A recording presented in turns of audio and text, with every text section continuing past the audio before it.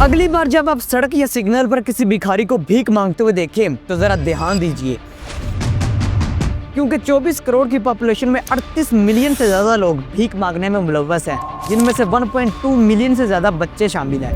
छोटे बेबीज के सरों पर लोहे की रिंग चढ़ा दी जाती है ताकि उनके सर छोटे रह जाएं और वो भीख मांगने के लिए सूटेबल बन जाए। कुछ लोग तो मजहब के नाम पर भी लोगों से झूठी डोनेशंस लेते हैं। पाकिस्तान गवर्नमेंट ने 4300 भिखारियों को फ्लाई लिस्ट में शामिल किया है ताकि उन्हें सऊदी अरब जैसे कंट्रीज में भीख मांगने से रोका जाए। ये एक हाईली ऑर्गेनाइज्ड क्रिमिनल नेटवर्क है जिसे हम बैगर माफिया कहते हैं, और ये माफिया पाकिस्तान में हर साल 42 बिलियन डॉलर कमाता है। एक भिखारी एक दिन में इतने पैसे कमा लेता है, आप भी जानकर हैरान रह जाएंगे। आइए जानते हैं इस वीडियो में।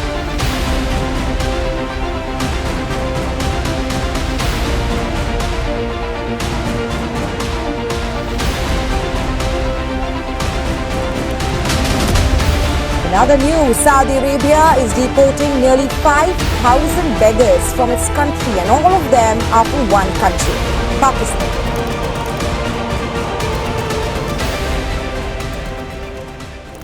Welcome back. सबसे पहले हमें ये समझना होगा कि ये कौन लोग हैं जो भीख मांग रहे हैं और ये भीख मांग क्यों रहे हैं।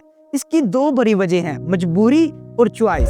ज्यादातर लोग जो भीख मांगते हैं उनकी मजबूरी की वजह से उन्होंने भीख मांगनी शुरू करी थी। करीब 60 से 70% लोग माशी मजबूरी की वजह से भीख मांगते हैं, जिनमें से एक्सट्रीम पुअर लोग, बेरोजगार लोग, बेवा औरतें और डिसेबल्ड लोग शामिल हैं। कोविड-19 लॉकडाउन की वजह से भी बहुत सारे लोग बेगिंग की तरफ धकेले गए थे, लेकिन कुछ लोग ऐसे हैं जो बाय चॉइस भीख मांगते हैं। वो भीख इसलिए नहीं मांग रहे क्योंकि वो मजबूर है, बल्कि वो इसलिए मांग रहे हैं क्योंकि वो करना ही ये चाहते हैं। करीब 30 से 40% लोग इसलिए भीख मांगते हैं क्योंकि वो इसे इजी मनी समझते हैं। कुछ की आदत है और कुछ मजहब के नाम पर भी भीख मांगते हैं। इनमें से कई सारे लोग तो भीख के साथ साथ पार्ट टाइम जॉब भी करते हैं, जैसे किसी लोकल रेस्टोरेंट में साफ सुथराई के काम पर लगे हैं, किसी के घर एज ए हेल्पर काम कर रहे हैं, या कहीं सिक्योरिटी गार्ड हैं। अपनी जॉब से इन्हें इतनी कमाई नहीं होती तो साथ साथ भीख भी मांगते हैं। अगर बात इनकी कमाई पर हो रही है तो आपको क्या लगता है एक भिखारी एक दिन में कितने पैसे कमा लेता होगा? नीचे कमेंट में बता सकते हैं। वैसे ये एरिया के हिसाब से कमाते हैं, जैसे बड़े शहरों के भिखारी ज्यादा पैसे कमाते हैं। रिपोर्ट कहती है कि कराची में एक भिखारी रोजाना 2000 के करीब पैसे कलेक्ट कर लेता है, लाहौर में 1400 और इस्लामाबाद में 1000।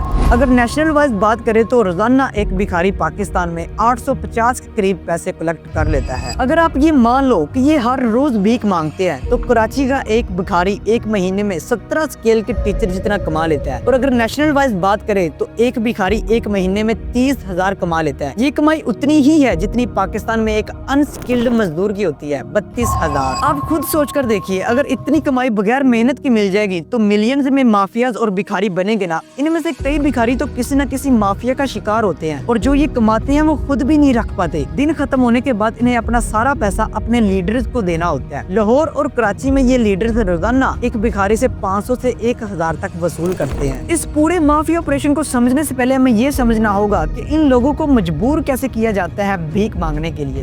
इनके पीछे हाथ होता है ऑर्गेनाइज्ड बैगर रिंग्स का, जो सबसे कमजोर लोगों को टारगेट करते हैं। इनका मेन टारगेट होते हैं बच्चे। बच्चों को किडनैप किया जाता है, उनकी ट्रैफिकिंग करी जाती है, और कई बार एक्सट्रीम पुअर फैमिली से उनके बच्चों को झूठे वादे करके उनसे खरीदा जाता है। 2025 की ये खबर है जिसमें 4500 के करीब बच्चे गुम हो जाते हैं, जिनमें से 3800 के करीब बच्चे मिल जाते हैं और बकाया 700 के करीब बच्चे लापता ही रहते हैं। ये ऑर्गेनाइज्ड माफिया छोटे बेबीज के सरों पर लोहे की रिंग चढ़ा देते हैं। जैसे जैसे ये बेबीज बड़े होते हैं इनकी बॉडी तो बढ़ती है, लेकिन सर पर लोहे की रिंग होने की वजह से इनका सर छोटा रह जाता है, जिसकी वजह से ये भीख मांगने के लिए सूटेबल बन जाते हैं। और बाद में इन्हें मज़ारों पर भीख मांगने के लिए छोड़ दिया जाता है ताकि लोगों को इनकी हालत देखकर रहम आए और वो कुछ पैसे इन्हें दे दे। इन्हें शाहदौला रैट चिल्ड्रंस कहते हैं। ये माफिया पाकिस्तान के सारे बड़े शहरों में फैला हुआ है। ये बच्चे और बूढ़े लोगों को किडनैप करते हैं, उनका ब्रेन वॉश करते हैं, या ड्रग एडिक्टेड बना देते हैं, या जिस्मानी तौर पर डिसेबल कर देते हैं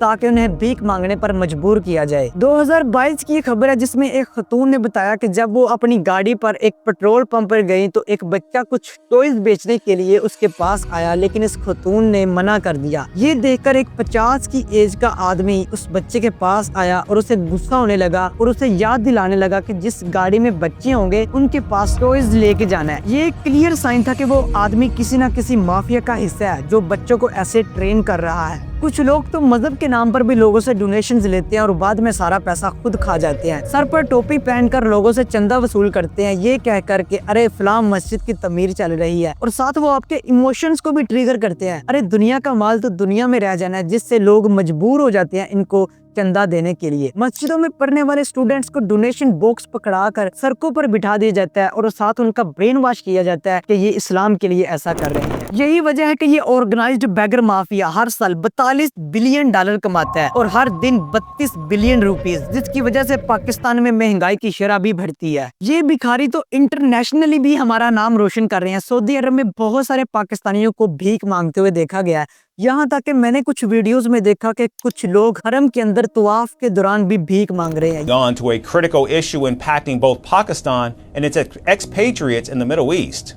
Recent warnings from countries like the UAE, Saudi Arabia, and Kuwait highlight growing concerns over the conduct and sheer numbers of the Pakistani workers abroad. यही वजह है कि सऊदी गवर्नमेंट ने पिछले साल 4700 भिखारियों को डिपोर्ट किया जो वीजा का गलत यूज करके भीख मांगने में मुलव्वस थे।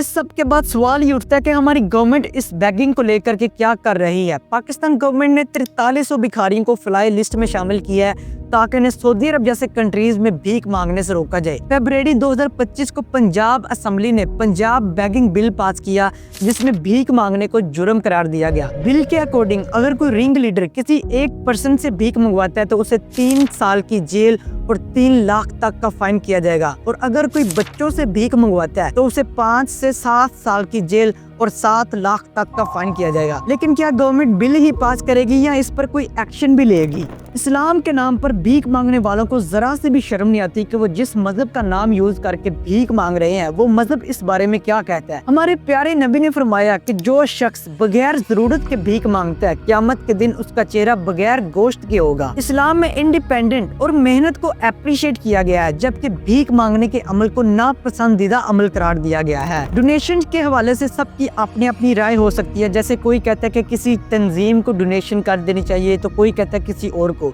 लेकिन मेरी यहाँ पे एक अपनी राय है। राय किसी की भी हो सकती है, लेकिन मेरी राय ये है कि जब आप किसी को पैसे डोनेट कर रहे हैं तो आपको पता होना चाहिए कि आपके पैसे किस मकसद के लिए यूज होने जा रहे हैं। आपको इस चीज का प्रूफ भी मिले कि कहीं आपके पैसे खाए तो नहीं जा रहे। डोनेशन सिर्फ दिल के सुकून के लिए नहीं होती, बल्कि ये एक रिस्पॉन्सिबिलिटी होती है कि कहीं आपके पैसे वेस्ट तो नहीं जा रहे। और वैसे अगर आप किसी की हेल्प करना चाह रहे हैं तो आप उनको पैसे देने के बजाय उनकी इंस्टेंट हेल्प कर सकते हैं, जैसे खाना, कपड़े, मेडिसिन लेकर दे सकते हैं और उनके साथ बात करके, उनके साथ निगोशिएट करके उनकी प्रॉब्लम को सोल्व कर सकते हैं जो उनके लिए उसी टाइम रिलायबल होगा। तो ये थी आज की छोटी सी video. Thank you very much and take care.